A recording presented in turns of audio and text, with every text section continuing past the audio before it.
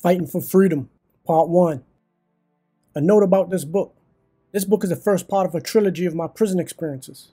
From the infamous Lorton, to the federal prison system, to the private prison system, to the Virginia state system. Lorton dealt with the lack of funding, so prisoners were sometimes shipped to county jails all across the country. Sometimes other state prisons, private prisons, and the federal system, just to ease overcrowding. This is how I and others ended up traveling through the American prison system. From the tender age of 17 to the age of 39, I spent 20 years in and out of prison, with only 2 years of freedom in between. The first part of the book explores my life from the age of 16 to 30, from being a teenager that sold thousands of pounds of weed and kilos of cocaine to traveling the whole country in a prison bus.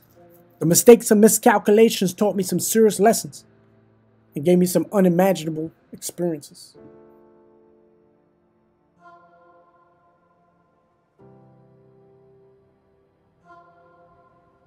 Chapter 1.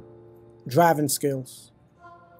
My twin got arrested after a car chase in Northwest DC, right off of 3rd and Kennedy Streets. I would be extremely pissed anytime he got locked up. Once on a separate occasion 3 months prior, he was arrested, and I chased a police car for 2 miles on foot in broad day until it came to a stop by a police substation. I pulled out a pistol with intentions to empty the magazine in the cop's head until his brain oozed out, and then pulling my brother out of the back seat. But as I was heading towards a car with the 10mm in my hand, my brother was in the back seat intensely shaking his head. No, no, no, no, no. I tucked the burner and walked home. The cop had the slightest idea what had just happened. Having emotions was a negative in the streets. My mental state was leading to my downfall because the best fighter is never angry. The greatest conqueror wins without struggle and leads without dictate. But here I was, an emotional teenager with no self-control and anger issues, plus a built-in mechanism of refusing to listen. Taking advice was worse than taking medicine. Within a couple minutes after his arrest for the car chase, I was involved with a broad daylight shooting with an adversary. I didn't believe in drive-bys, so I did what I often does.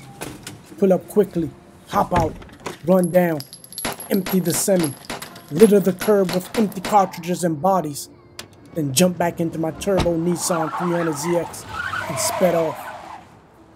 This time while driving, I noticed a car following me, so I slowed down to see if it would pass or pull up beside me so I could Swiss cheese it. The car also slowed down and stopped at a distance. I went into reverse, and the car went into reverse also. I hopped out the car with intentions to bang the tailgater, and I immediately heard sirens, so I jumped back in and pulled off. Within a couple of blocks, there were 2 police cars behind me. They had no chance trying to keep up with my driving skills. With the 2 police cars and the other car behind me, I flew right past another police car. That one had my brother handcuffed in the back seat. I parked the car in the alley after a 10-minute chase and got on foot. I had to get rid of the weapon.